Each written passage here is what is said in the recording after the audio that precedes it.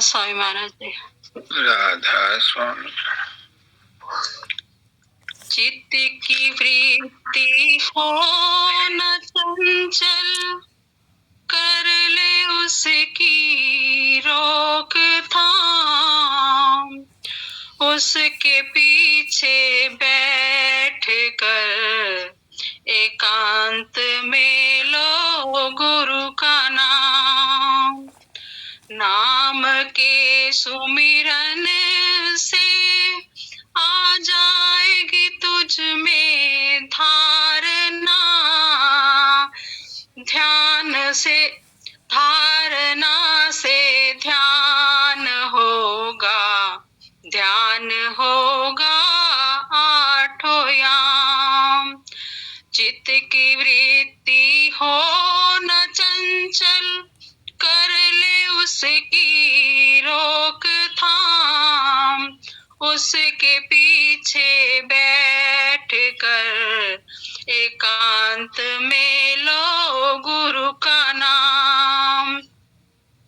ध्यान से प्रगटेगी अंतर सतगुरु की मूर्ति। मूर्ति का कर भजन, चिंतन भजन का कर तू काम। चित्त की वृत्ति हो न चंचल, कर ले उसकी रोकथाम। उसके पीछे बैठ कर एकांत में लो गुरु का नाम। मूर्ति का कर भजन, चिंतन भजन का कर तू काम। चित्त की वृत्ति हो न चंचल, कर ले उसकी रोकथाम। इस भजन चिंतन के अंदर राम अनहद है छुपी। सुन उसे ले हो जा उसमें, गहले सुन में ले की ठाम। चित्त की वृत्ति हो न चंचल, कर ले उसकी रोकथाम। उसके पीछे बैठ कर एकांत में लो गुरु का नाम। जब सहज आए, जब सहज आए समाधि, दौड़ चर सत लोक को। लख अलख गमले अगम की, पाल राधा स्वामी धाम। जब सहज आए समाधि, दौड़ चल सत लोक को। लख अलख गमले अगम की, पाल राधा स्वामी धाम। चित्त की वृत्ति हो न चंचल, कर ले उसकी रोकथाम। उसके पीछे बैठ कर एकांत में लो गुरु का नाम। राधा स्वामी महाराज। राधा स्वामी। गुरुदेव जगत व्याप्तम, ब्रह्म विष्णु शिवात्मकम। गुरु परतरम नहीं किंचित, तस्मै श्री गुरुवे नमः। सर्वे भवन्तु सुखिनः, सर्वे सन्तु निरामयाः। सर्वे भद्राणि पश्यन्तु, मा कश्चित् दुःखभाग् भवेत्। परम तत्वाधार परम पुरुष पूर्ण धनी मालिक के कुल हजूर पुष्करनाथ जी महाराज की पवित्र आत्माओं, सभी सत्संगी भाइयों बहनों माताओं बच्चों बुजुर्गों सबको राधा स्वामी। सबसे पहले तो मैं आप सबको नव वर्ष की शुभकामनाएं देता हूं। ये नव वर्ष 2025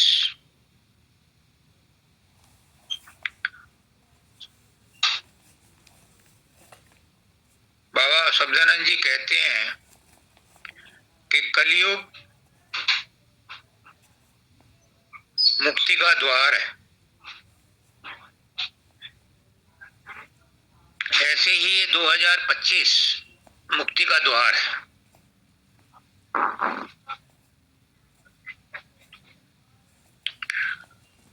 अब सुनो कैसे।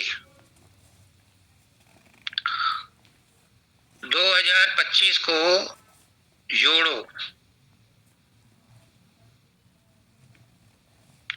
तो इसका योग 9 आता है।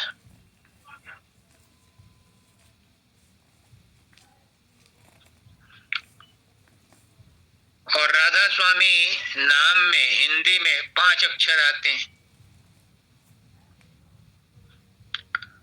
उस 5 से 2025 को डिवाइड करो तो 45 आता है। 45 का योग भी 9 है। और राधा स्वामी की मंजिलें भी 9 है। सहजदल कमल त्रिकुटी सुन महासुन भंवर गुहा सतलोक अलग अगम अनामी।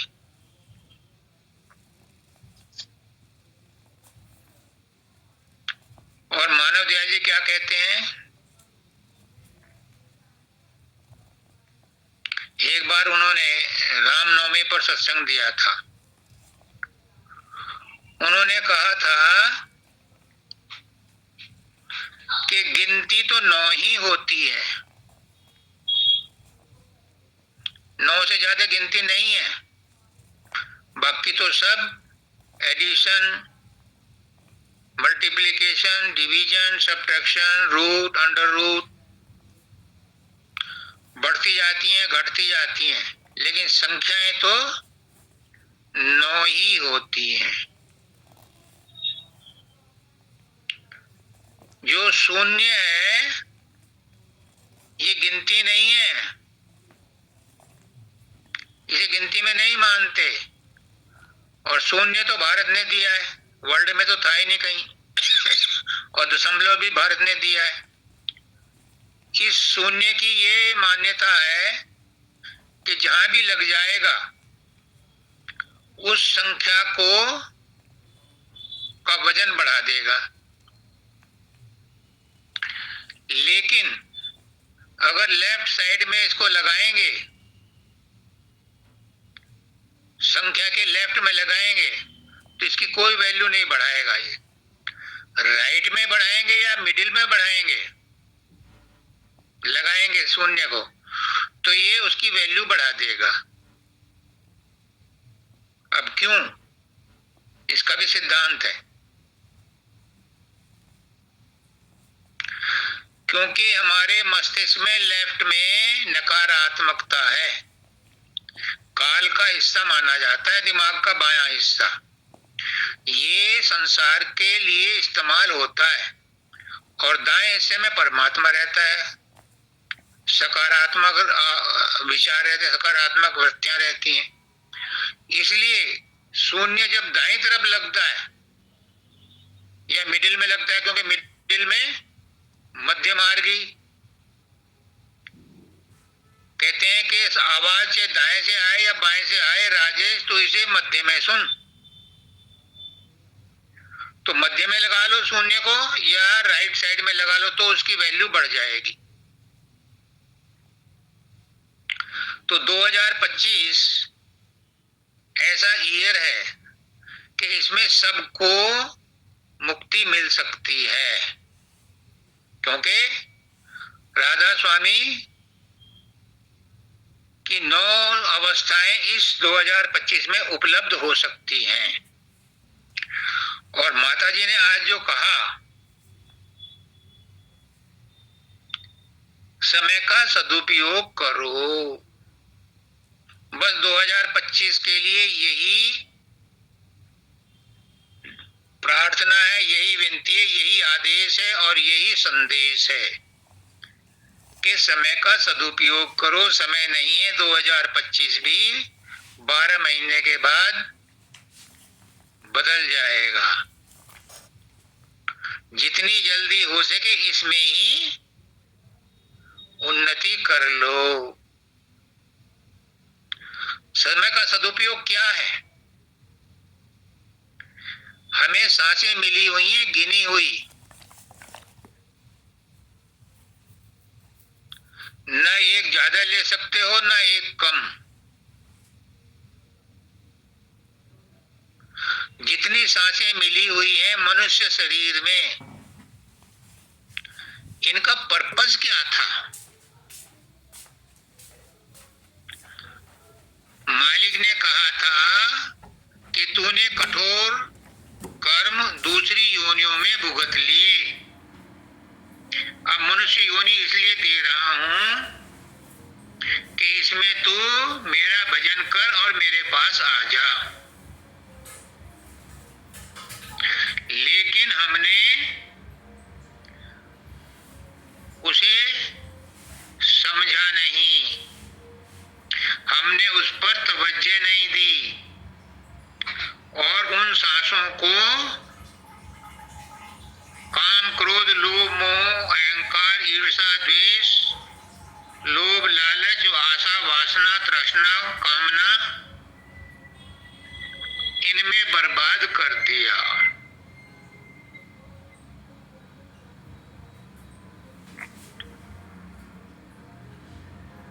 आए तो थे मुक्ति के लिए और ओटन लगे कपास, यानी संसार के काम धंधों में ही फंसे रह गए।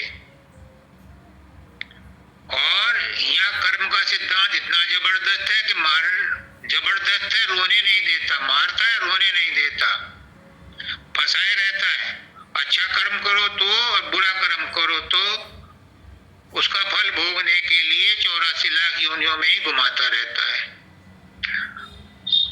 तो इस दशा को देख के संत सदगुरु भक्त सतलोक से, अनामी धाम से आते हैं। जैसी जरूरत होती है मालिक उन्हें भेजता रहता है और मालिक खुद ही आता है। हम आत्माओं को चिताने के लिए, लेकिन हम गुरु की बात को भी नहीं मानते, उस पर भी ध्यान नहीं देते, समय का सदुपयोग नहीं करते। जिस काम के लिए आए थे वो काम नहीं करते और दुनिया के काम करते रहते हैं, जबकि दुनिया के काम सारे के सारे हमें संसार में फंसाने के लिए है। सिर्फ सदगुरु के द्वारा बताई गई तरकीब से अगर तुम जो आज शब्द पढ़े गए हैं, राधा का भी और प्रेम सुख का भी, ये इसी तरह इशारा कर रहे हैं कि साधन अभ्यास कर लो, चित्त की वृत्ति को थाम लो और ध्यान के बिना कोई काम नहीं चलेगा। ध्यान क्या है? वो ध्यान कर प्यारे, बिना इसके नहीं छुटना। तो वो क्यों कह रहे हैं? वो इसलिए कह रहे हैं कि जो समय बचा है, जो बर्बाद कर दिया वो तो कर दिया, but it is never too late. कभी भी तुम जब जागो तभी सवेरा, अभी भी इतनी लेट नहीं है, हालांकि लेट हो गए, लेकिन जब जागो तभी सवेरा। अच्छा हाँ, वो 9 वाले जो अंक हैं उसमें एक और बता दूं, ये मानव दयाल जी ने वो रामनवमी पर सत्संग दिया था, शायद उन्हें उस समय ना मालूम हो, हालांकि वो त्रिकालज्ञ थे, सब कुछ जानते थे। वो तो राधा स्वामी दयाल थे और थे क्या हैं, उनकी जन्म तिथि 5 सितंबर 1921, इसका भी जोड़ 9 ही है। उनका निर्वाण दिवस 22 फरवरी 2001, इसका भी योग 9 ही है। तो ये 9 संख्या राधा स्वामी नाम के मंडलों से मेल खाती है, और संख्याएं तो 9 ही है, तो ये टॉप मोस्ट है, ये सबसे सुपर मोस्ट लेडर है, आखिरी सीढ़ी है अध्यात्म की। तो माता जी ने जो कहा समय का सदुपयोग करो, बहुत गई थोड़ी बची और पल पल रही रिहाय, और एक घड़ी के कारण न कलंक लग जाए। अगर घड़ी बीत गई है, एक घड़ी आधी की बुनियाद, और कबीर संगत साधु की कटे कोट अपराध, तो अब साधु की संगत में आ गए, गुरु की संगत में आ गए, तो एक घड़ी आधी घड़ी और उसकी भी आधी घड़ी कितनी होती है? एक घड़ी होती है 24 मिनट की, एक घड़ी आधी घड़ी 12 मिनट, और 12 मिनट की भी बुनियाद 6 मिनट। और पुष्करनाथ जी क्या कहते हैं कि अगर 5 मिनट भी ध्यान लग जाए तो वो 10 घंटे के ध्यान से ज्यादा बेहतर है। ध्यान नहीं लगा, सारा दिन बैठे रहे, कोई फायदा नहीं। अगर 5 मिनट भी लग गया तो वो बेहतर है, क्योंकि आज एक घड़ी आधी की बुनियाद, और कबीर संगत साधु की कटे कोटि अपराध। अगर साधु की संगत, नाम की संगत, शब्द की संगत 5 मिनट भी हो गई, कबीरदास जी कहते हैं एक जगह कि जितनी देर सरसों का दाना गाय के सींग पर टिक जाए, उतनी देर भी तुम्हारा ध्यान अगर शब्द के साथ जुड़ जाए, तुम्हारी सूरत शब्द के साथ जुड़ जाए, तो समझो तुम्हारा काम, समय का सदुपयोग हो गया।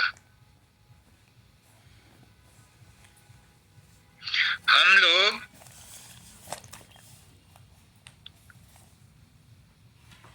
सभी चाहते हैं, सभी साधन अभ्यास करते हैं, सुमरन ध्यान करते हैं,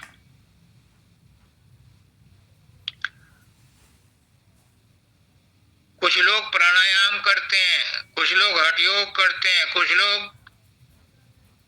पतंजलि योग करते हैं, सभी करते हैं।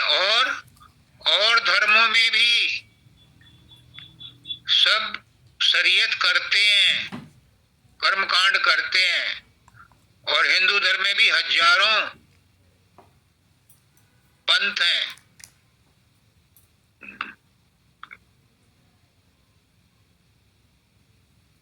सबके अंदर कुछ ना कुछ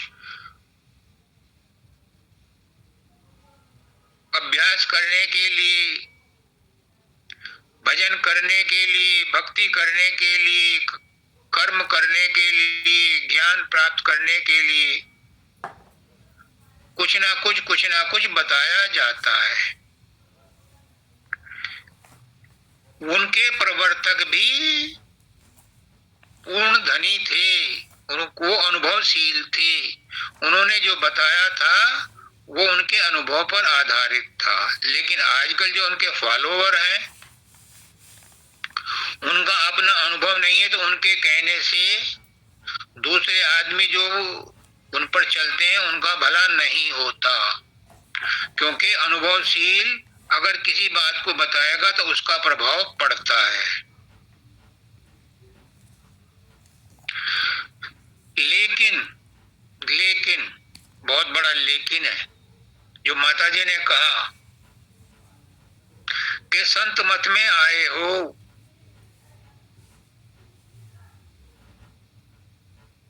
तो कुछ नियमों का पालन करो, तब संत मत के बातें समझ में आएंगी, तब सदगुरु के वचन समझ में आएंगे, तब उनको आप फॉलो कर सकते हो।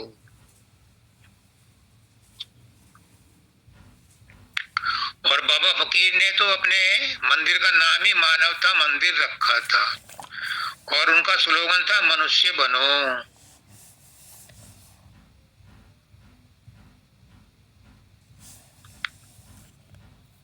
मैंने भी ये पहला मकान दिल्ली में लिया था, फिर बाद में बेच दिया था साल भर बाद ही, क्योंकि वो छोटा था और यहाँ सोसाइटी में बुक हो गया था। उस बिल्डिंग का नाम, मतलब बिल्डिंग प्राइवेट बिल्डर ने बनाई थी, 3 स्टोरी का था वो, तो उसके पत्थर लगवा दिया था मैंने, मानव बनो। तो हर बिल्डिंग का नाम अलग अलग होता है ना, तो मैंने वहीं लगवा दिया। तो जो और ऑक्यूपेंट थे उन्होंने कहा कि क्या हम पहले से मानव नहीं है? मैंने कहा है, तो इस बिल्डिंग का नाम होना था कुछ, तो इसलिए मैंने लगवा दिया। मैंने कोई खर्चा तुमसे मांगा नहीं, नहीं अच्छा लगता है तो कुछ और लगवा लो।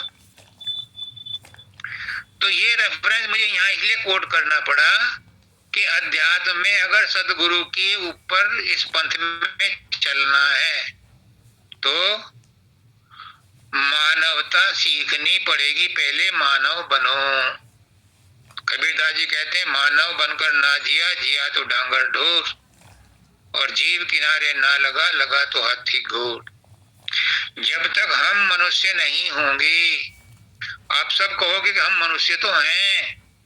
बाबा फकीर कहते हैं कि 2 पैर वाले पशु हो। मानवता जिसके अंदर आ गई, उसको आध्यात्मिकता अपने आप आ जाती है।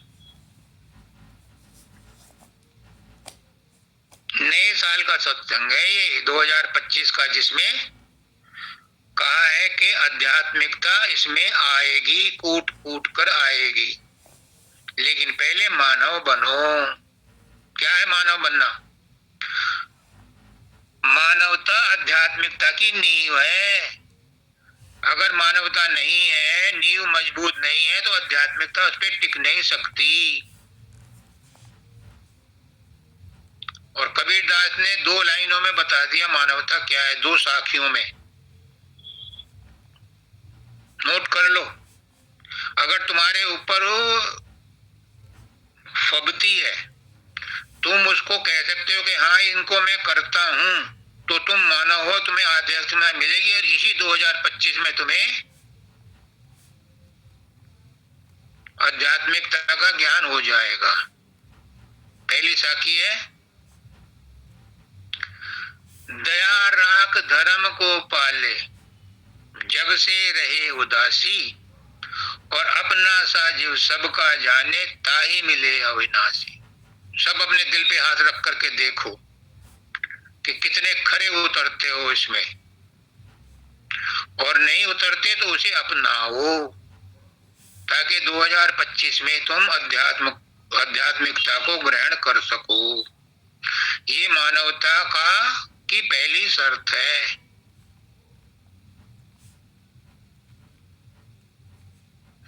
और दूसरी साखी है,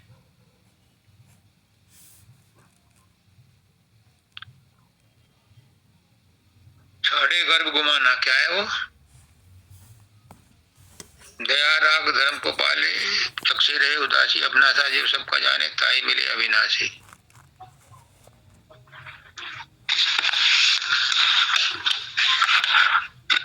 सहे कुशब्द,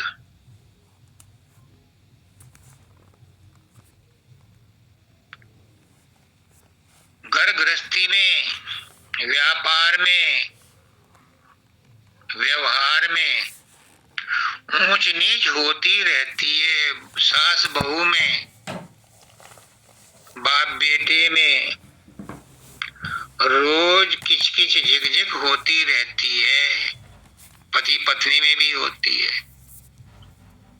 तो कबीरदास जी क्या कहते हैं?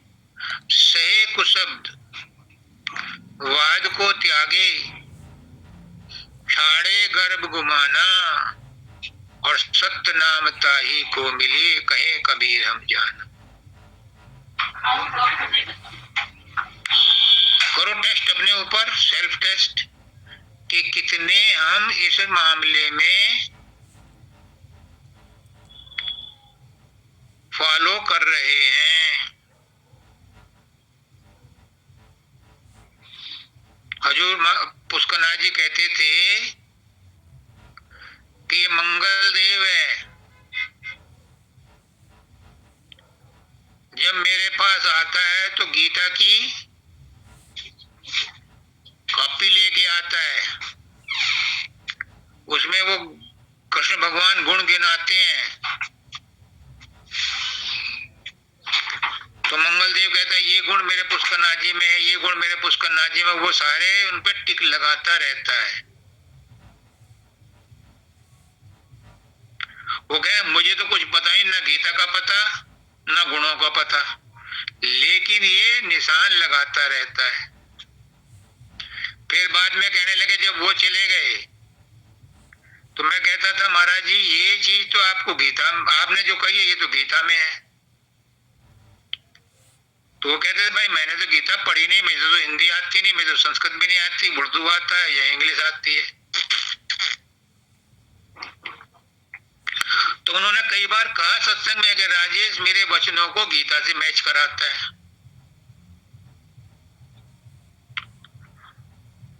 तो आप भी मानवता को, मानवता के गुणों को टिक करो इन दो साखियों से कि कौन कौन से पर आप पास होते हो। फिर कहना, फिर शिकायत करना गुरु से और परमात्मा से कि मुझे अब तक क्यों नहीं दिया जो मिलना चाहिए था। पुष्करनाथ जी बार बार कहते थे कि तुम परमात्मा को दोष देते हो, उस विधाता को दोष देते हो कि मुझे जो मिलना था वो क्यों नहीं दिया, दूसरे को क्यों मिल गया। तुम बनाने ईश्वर को जो संसार की रचना की उसमें दोष निकालते हो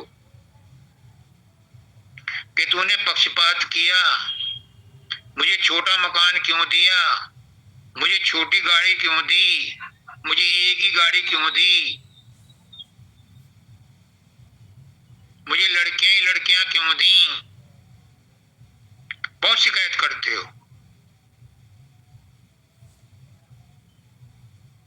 लेकिन आप ये देखो कि आपने उस परमात्मा के लिए किया ही क्या है कि जिसके बदले में आप उससे सब कुछ मांग रहे हो। नौकरी तो संसार की कर रहे हो, व्यवहार तो संसार के साथ कर रहे हो,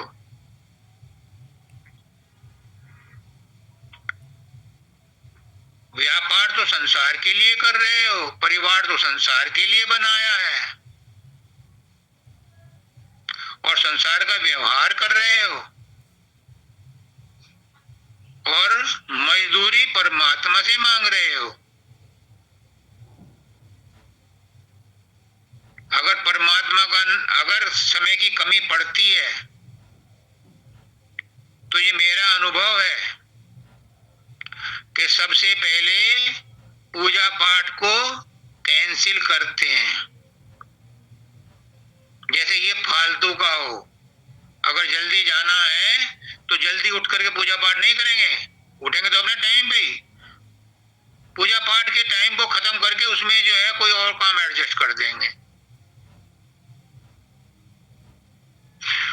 और दूसरी कमी कहेंगे में करेंगे खाने पीने में, चलते चलते खाएंगे। और भगवान का नाम भी लेना है और कंपलसरी, अगर मन बहुत परेशान कर रहा है लेने के लिए तो बस में चलते चलते करेंगे, ट्रेन में चलते चलते करेंगे, माला चलते चलते चलाएंगे।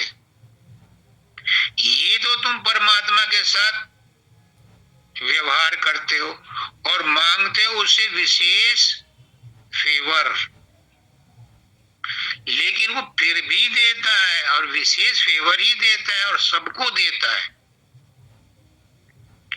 लेकिन हमारी इच्छाओं की कभी तृप्ति नहीं होती, इसलिए हमें वो नहीं मिल पाता जो मिलना चाहिए। मैंने एक दिन कहा था, बताया था सत्संग में भी, और जब हम बेंगलोर गए थे तो वहां पर एक लेडी आई थी, वो अपने पति से बहुत दुखी थी, और जो दुखी होता है वो कहता है कि भगवान मुझे उठा ले। पता नहीं वो तो नहीं कहती होंगी, पर उन्होंने मुझसे कहा कि मुझे मुक्ति चाहिए। तो अपनी परेशानी से मुक्ति मांग रही थी, वो जीवन से मुक्ति थोड़ा ना मांगेगी। खैर जो भी हो, मैं उनके ऊपर कोई कमेंट नहीं करता। मैं जो सीधी सच्ची बात है उस पर आता हूँ। उन्होंने कहा मुझे मुक्ति दे दो, तो मैंने कहा मुक्ति मिलेगी, क्योंकि मुक्ति के चाहने वाले कम हैं, इसलिए इसकी सप्लाई हो जाएगी।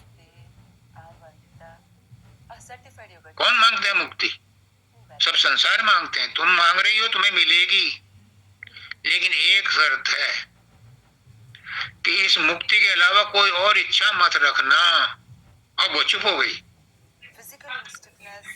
उसने नहीं कुछ पूछा फिर, क्योंकि पता है सबको कि हमारी हजारों लाखों इच्छाएं हैं, फिर मुक्ति कैसे मिलेगी? मुक्ति तो लाइन में लग जाएगी, और 84 लाख के बाद जाने कितने 84 लाख योनियां मिलेंगी। लेकिन 2025 ये कमिट कर रहा है कि अगर आप मानव बन गए, मानवता के असूलों पर चल पड़े,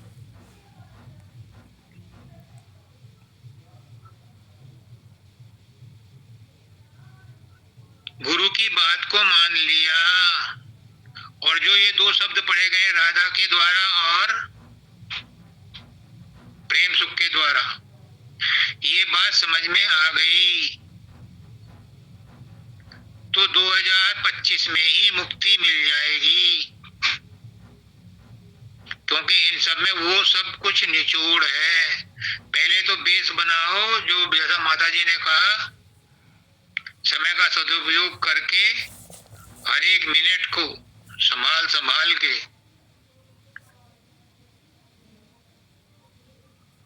खर्च करो, मानव बनो, आध्यात्मिकता की बेस मजबूत करो, फिर चित्त की वृत्ति को साधो, सुमरन भजन ध्यान में मन लगाओ, और उस तरह से करो जिस तरह से गुरु ने आपको बताया है।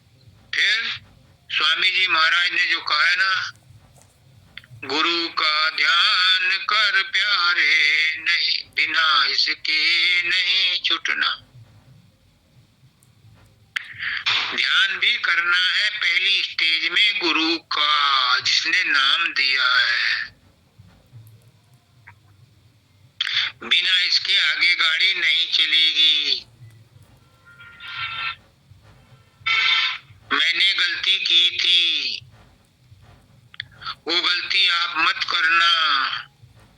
मुझे मानव दयाल जी ने नाम दिया था तो कहा था बाबा फकीर का ध्यान करो, और मैंने बाबा फकीर की किताब पढ़ी थी नामदान लेने से पहले।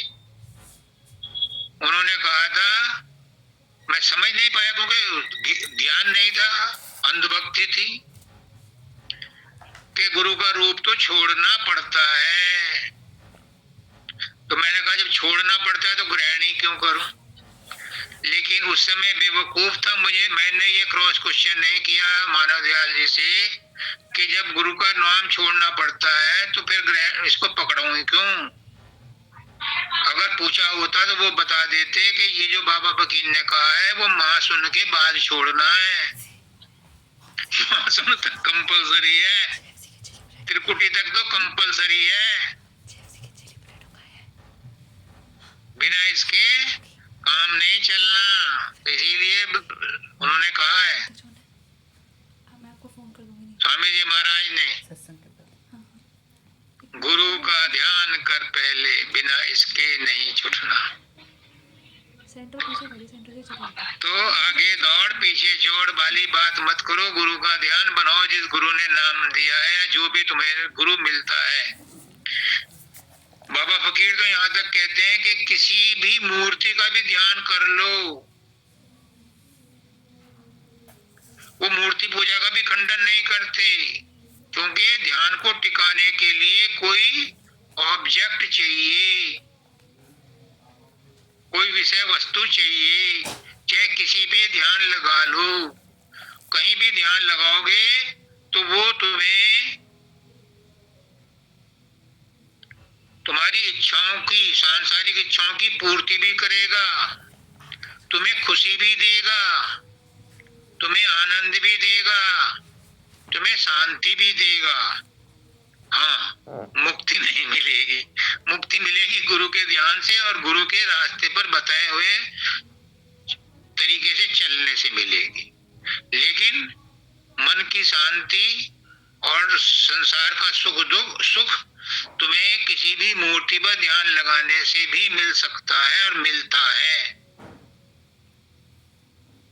इसलिए ध्यान लगाना पहली अवस्था है। पहले तो तीसरे तिल पर ही अपने सूरत को जमाओ, सारे शरीर से खींच करके जब सुमरन करोगे तो खिंचाएगी अपने आप को, आपने नहीं खींचना पंप ले करके। सुमरन करना है, वो अपने आप खींचेगी और जब वहां खींचेगी तो वहां से उसमें विल पावर बढ़ेगी, फिर वो ऊपर के लिए, सहजल कमल के लिए अपने आप ही मूव करेगी। वहां पर उसको हल्की सी आवाज भी और प्रकाश भी दिखाई देगा, उसके सहारे वो सहजल कमल पहुंचेगी। सहजल कमल में उसे घंटा शंख की आवाज सुनाई देगी। वहां पर हजारों प्रकार की इच्छाएं, वासनाएं आपके सामने प्रकट होंगी। लेकिन ध्यान सुमरन करते करते, गुरु का ध्यान करते करते उन पर विजय प्राप्त करोगे तो त्रिकुटी में पहुंचोगे बंकनाल के थ्रू। और त्रिकुटी में क्या होगा? त्रिकुटी में तीन ही रहते हैं,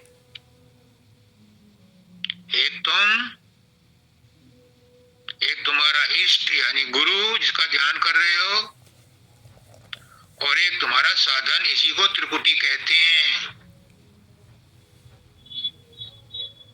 और कुछ मत ढूंढना, वहां तीन रहते हैं। आगे सुन महासुन में द्वैत हो जाता है और महासुन में अद्वैत हो जाता है, एक ही रहता है। भंवर गुफा में वो भी खत्म हो जाता है। फिर वो कहती है मैं वही हूं, मैं वही हूं, मैं वही हूं। और सतलोक में जाके बत्ती गुल पगड़ी गायब।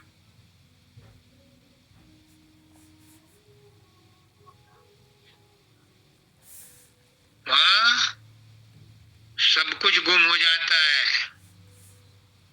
तो ज्यादा पढ़ना वो चित्त की वृत्ति,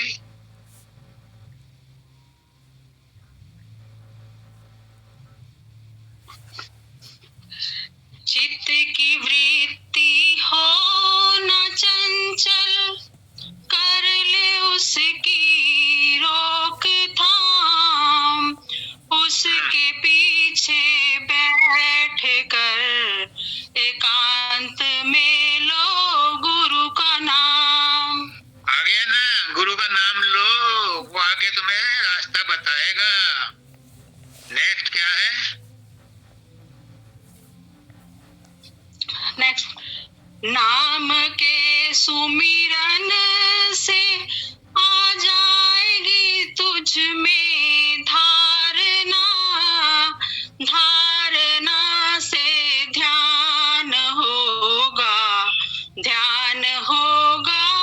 आठों याम। हाँ जी, आगे भी पढ़ना महाराज जी। अभी रुक जा जी। ये धारणा बनेगी। जी। ये धारणा पातंजलि योग में भी है। यम नियम आसन प्राणायाम ध्यान धारणा समाधि उसमें भी है। ये धारणा क्या है? धारणा है किसी चीज को धारण करना, किसी चीज की मन में विश्वास बैठाना, उसको होल्ड करना, मजबूती से पकड़ के रखना। जब गुरु की मूर्ति को पकड़ के रखोगे तो वो तुम्हें आगे ले जाएगी। और वहां जाकर के फिर गुरु की मूर्ति को भी छोड़ना पड़ता है। गुरु कहता है महाशून्य में, अब तक जो तूने किया, जो तूने देखा, जो अनुभव किया, सब भूल जा, तब आगे ले चलूंगा, क्योंकि वहां अंधेरा है।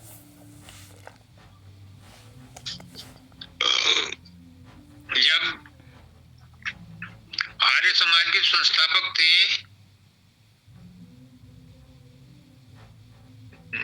क्या नाम था उनका? हाँ, महर्षि दयानंद। जब ये अपने गुरु के पास गए, इनके गुरु ने कहा जो तूने अब तक सीखा है उसे कह करके आ, उल्टी करके आ, तब तुझे मैं कुछ सिखाऊंगा। वो बाहर गए और सब कुछ उलट करके आ गए। यानी पहले खाली हो जाओ, तभी गुरु की धारणा अंदर में धारण कर पाओगे, तभी टीचर का बताया हुआ पाठ याद होगा। अगर बच्चा पहले से ही भरा हुआ है और वो जगह खाली नहीं करता तो गुरु क्या पढ़ाएगा? तो धारणा इसलिए जरूरी है। धारणा के लिए जगह चाहिए, एक निष्ठा। आगे क्या है?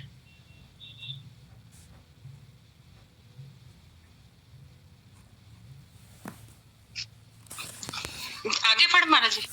हाँ, ध्यान से प्रगटेगी अंतर सतगुरु की मूर्ति, मूर्ति का कर भजन, चिंतन भजन का कर तू काम। एक मिनट, ये गुरु की मूर्ति कौन सी होगी? ये रेडिएंट है, ये दिव्य मूर्ति होगी। ये गुरु का प्रकाश रूप है, नूरी रूप प्रकट होगा। तब तुम आध्यात्मिकता के दरवाजे पर पैर रख पाओगे। अभी तक तो मन को बस में करने के लिए, शरीर को बस में करने का साधन किया है आपने। यहाँ के बाद नाम भक्ति शुरू होगी। यहाँ तक तो गुरु भक्ति है। जब गुरु का प्रकाश रूप आ जाता है फिर नाम भक्ति शुरू होती है। क्या है आगे?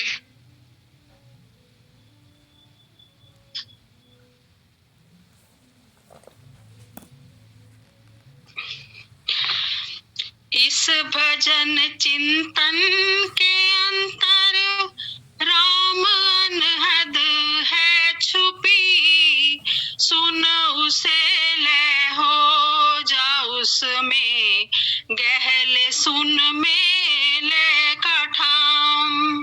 हाँ जी, उसके बाद अनधन सुनाई देगी। वहां से गुरु भक्ति शुरू होती, वहां से नाम भक्ति शुरू होती है।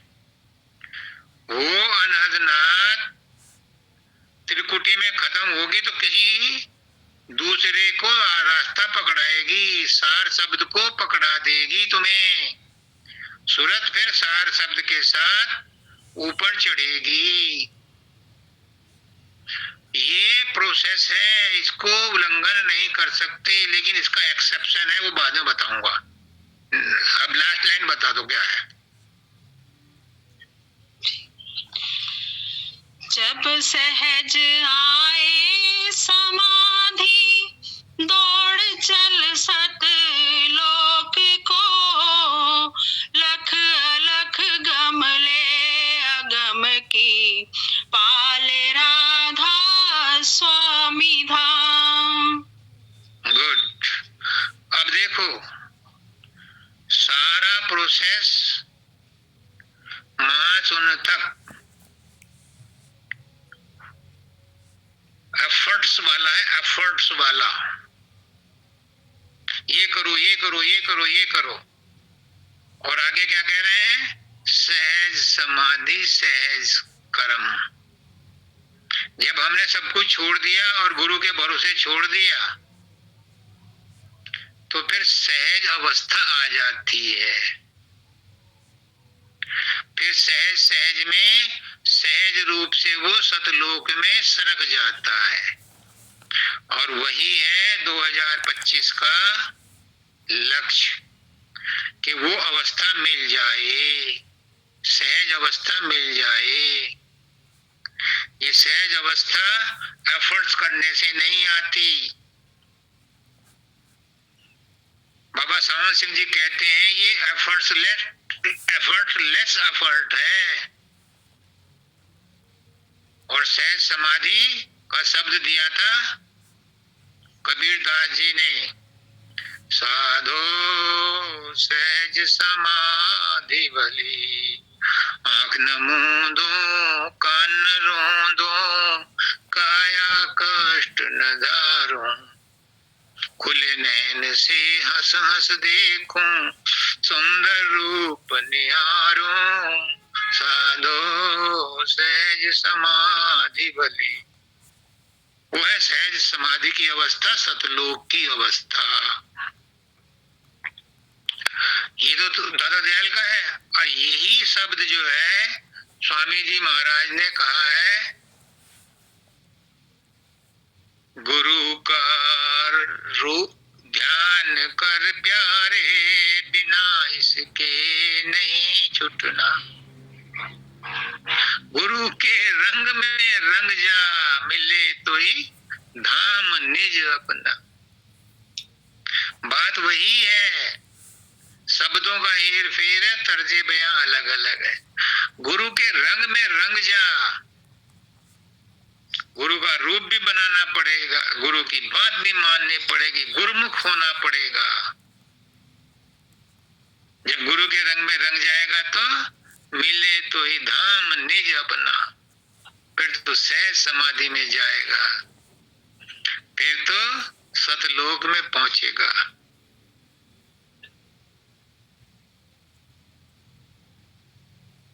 इसकी छठी लाइन क्या है भाई? पर प्रेम सुख तेरे शब्द की छठी लाइन।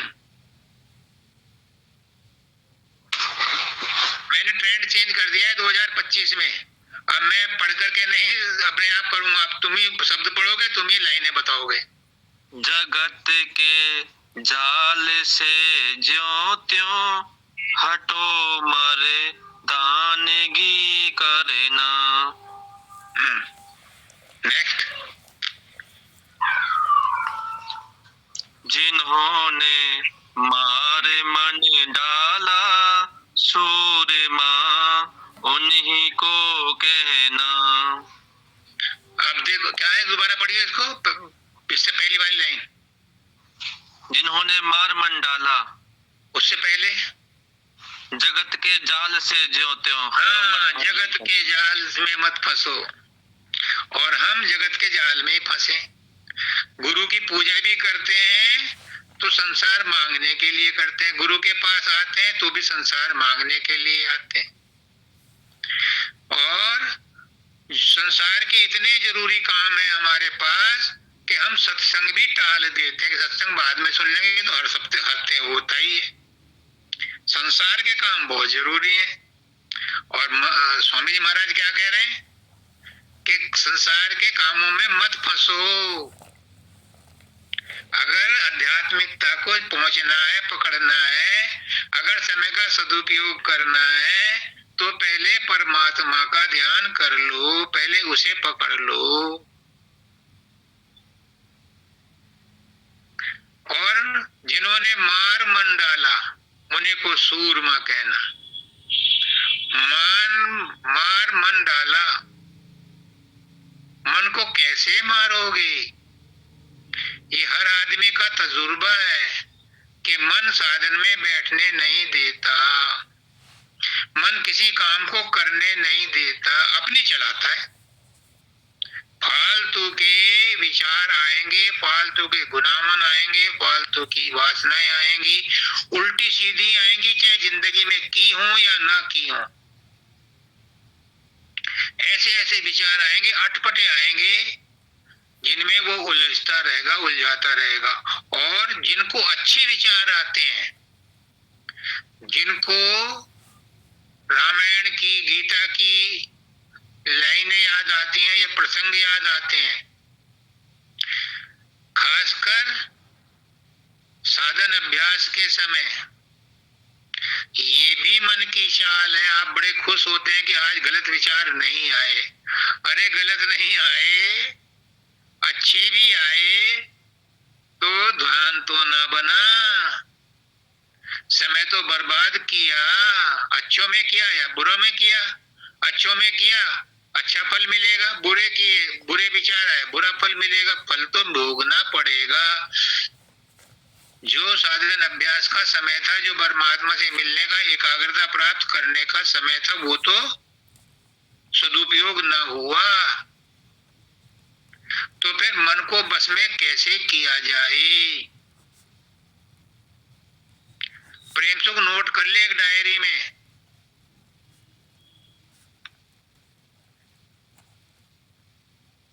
बाबा फकीर ने बताया है, ये सबकी शिकायत है, लेकिन प्रेम सुख विशेष रूप से बार बार पूछता है, मुझसे भी और आचार्य बंदिता से भी। लेकिन बाबा फकीर ने आज कहलवाया है ऊपर बैठे हुए। अभी थोड़ी देर पहले ने एक शब्द पढ़ा था तो तार बंध गई ऊपर तक। तो उन्होंने कहलवाया है कि अगर मन बहुत चंचल है, साधन अभ्यास में बैठने नहीं दे रहा, तरह तरह के विचार उठाता है, तो बाबा फकीर कहते हैं कि तुम सूरत हो और सूरत सब से ही निकली है। सूरत और शब्द एक ही है, राधा और स्वामी एक ही है, धुन और धुनी एक ही है, आत्मा और परमात्मा एक ही है। तो सूरत तुम्हारी धुन को सुन रही है और वो धुन शब्द से आ रही है। तो बाबा फकीर कहते हैं कि तुम दृढ़ निश्चय करके अपनी सूरत को मन के रीजन से, रीजन वर्ड लिखा उन्होंने, क्षेत्र से ऊपर ले जाओ, शून्य महाशून्य में ले जाओ। वहां मन की चंचलता नहीं होगी। ये बाबा फकीर ने लिखा है। और मेरे मानव दयाल जी ने क्या लिखा है, मैंने दोनों को जोड़ दिया तो मुझे विश्वास हो गया कि ये बात संभव है। क्या? मानव दयाल जी कहते हैं कि सदगुरु किसी भी गुरुमुख को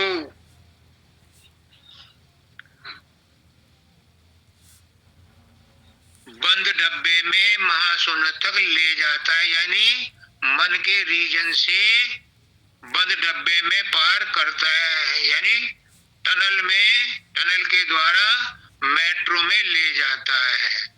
यानी मन के क्षेत्रों में उसे घुसने ही नहीं देता, अपने संरक्षण में डब्बे में बैठा करके महाशून्य तक पहुंचाता है। और महाशून्य के बाद खरा में जाता है। तो अपनी सूरत को जो शब्द से निकली है, शब्द ही सुन रही है, उसको उठा करके शब्द के साथ जोड़ दो। मन को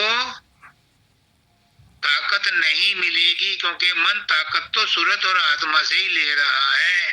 तो जब तुमने ऊपर उठाकर ले गए सूरत को, तो मन लाचार हो जाता है, बेबस हो जाता है, निस्तेज हो जाता है, क्योंकि तेज तो सूरत की चैतन्यता के साथ था, वो चला गया ऊपर, फिर मन भी मुरझा जाता है। तो मन को मारो मत, तीर कमान से नहीं मार सकते, मन के साथ लड़ाई करके भी नहीं कर सकते।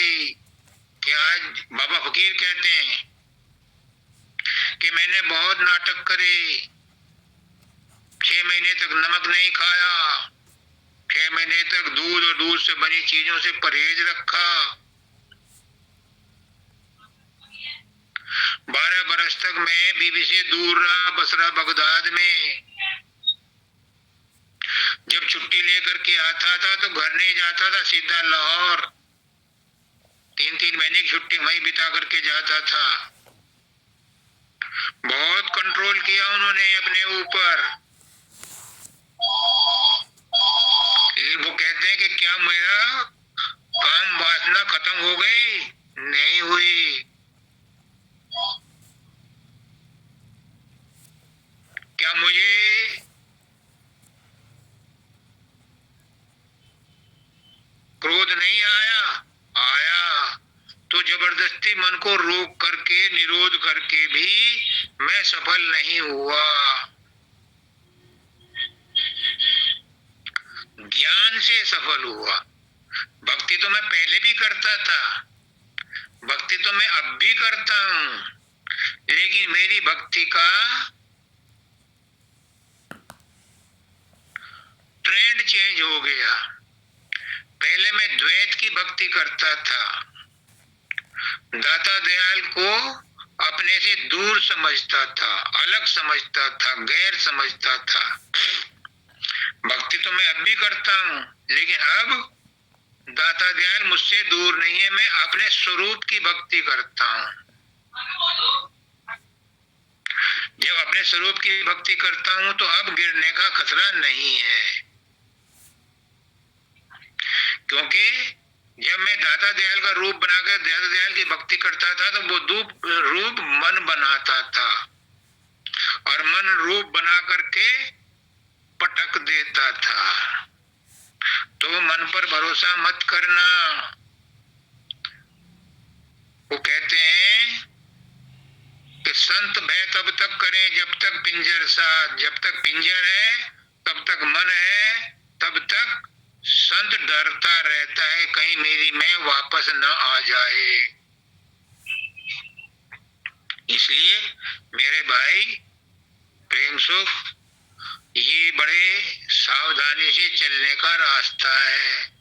जब कभी पर्सनली मिलोगे तो इसके ऊपर विशेष प्रकाश डाला जाएगा, लेकिन ये मान के चलो कि अगर मन चंचल है तो उससे बचने का रास्ता भी है। बिना लड़े भिड़े भी उससे पार जाया जा सकता है, ये संभव है। अब तक हमें ये पता नहीं था, लेकिन अब 2-2, 3-3 गुरुओं ने इसकी पुष्टि कर दी है। पुष्करनाथ जी ने कर दिया। जब उन्होंने कहा अपने गुरु से, पंडित दयाल से, कि महाराज जी ये शब्द का खुलना क्या होता है, प्रकाश का खुलना क्या होता है, ये त्रिकुटी सुन महासुन क्या होता है?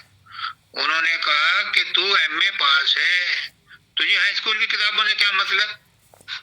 तू पैदाइशी संत है, तुझे इन चीजों से कोई जरूरत नहीं है। ले फिर भी तो कहता है। तो उन्होंने यहाँ रखा अंगूठा और यूं चलाते हुए यहाँ तक ले गए, ले तेरा शब्द भी खुल गया, प्रकाश भी खुल गया, मंजिलें प्यार हो गई।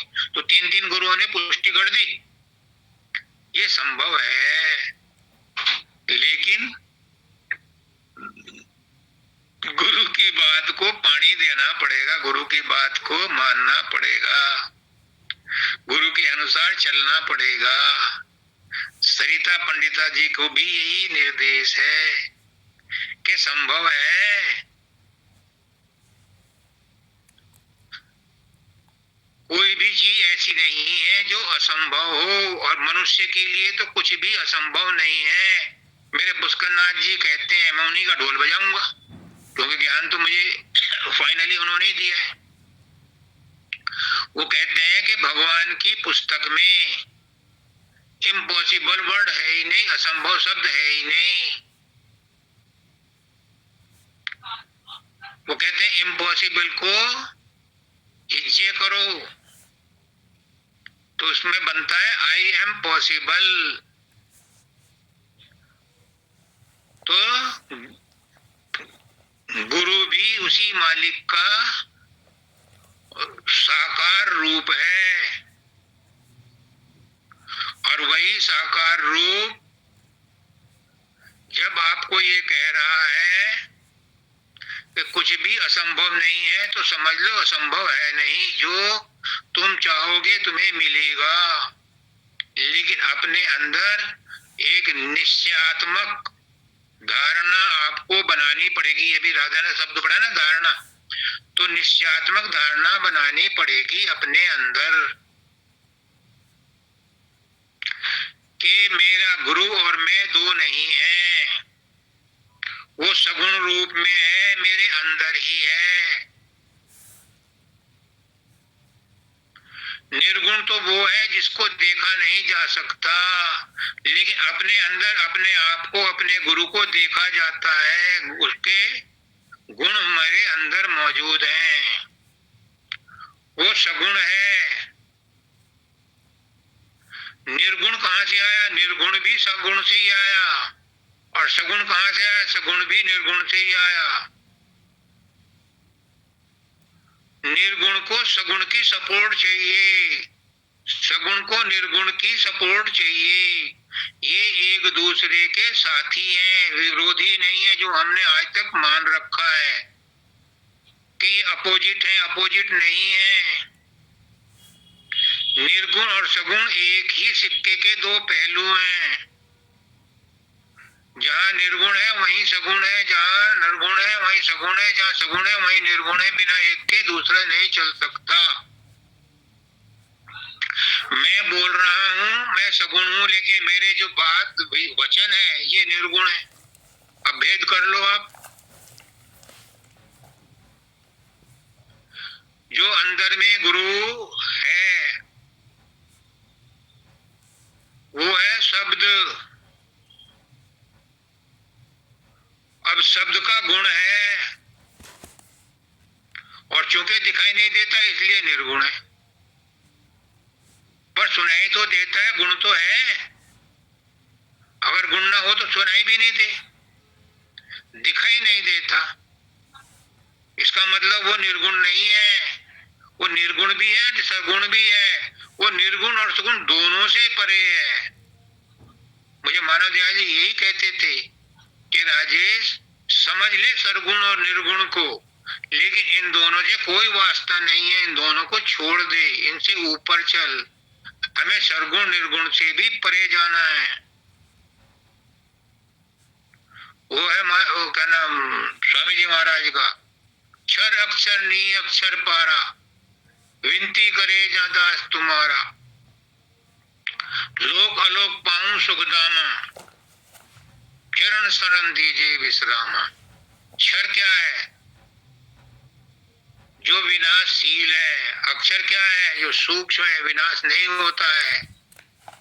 और नियक्षर क्या है? वो कारण शरीर है, उसको भी तजना है, तीनों को छोड़ना है, तब जाकर के हमें वो जगह मिलेगी। चरण शरण दीजिए विश्रामा, लोक अलोक पाऊं सुखदामा। हमें वहां पहुंचना है। सतलोक में क्षर अक्षर निक्षर नहीं है, सतलोक में सगुण निर्गुण कुछ नहीं है। वहां सब एक रस है, वहां सब एक जैसा है, वहां समरस है, वहां समता है, वहां समय नहीं है, काल नहीं है, समय नहीं है।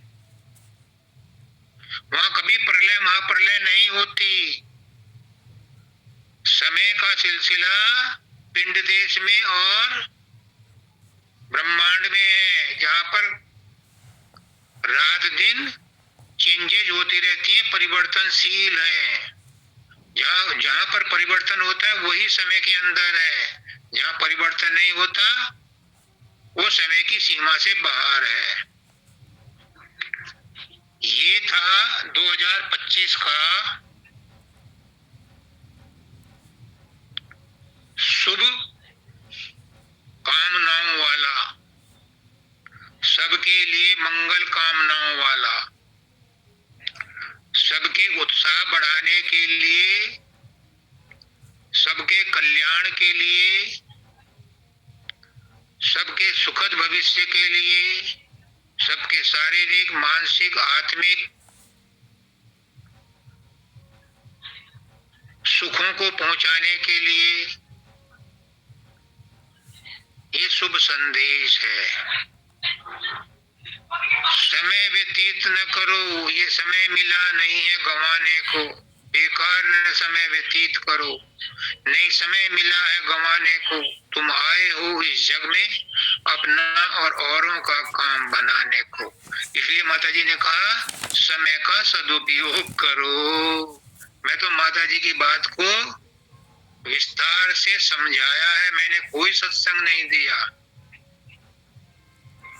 लेकिन सत्संग गुरु ने दिलवा दिया, क्योंकि उसकी मर्जी थी, उसकी मौज से ही होता है जो होता है। समय बेकार न समय व्यतीत करो, नहीं समय मिला है गंवाने को। तुम आए हो इस जग में अपना और औरों का काम बनाने को।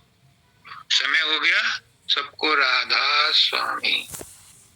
जो नोट किया आज के सत्संग में, एक बात भी पकड़ लो तो तुम्हारा उद्धार हो जाएगा निश्चित तौर से। पर उस पर अमल करो, रहने उसे करने में लाओ, रहने में लाओ। सबको राधा स्वामी।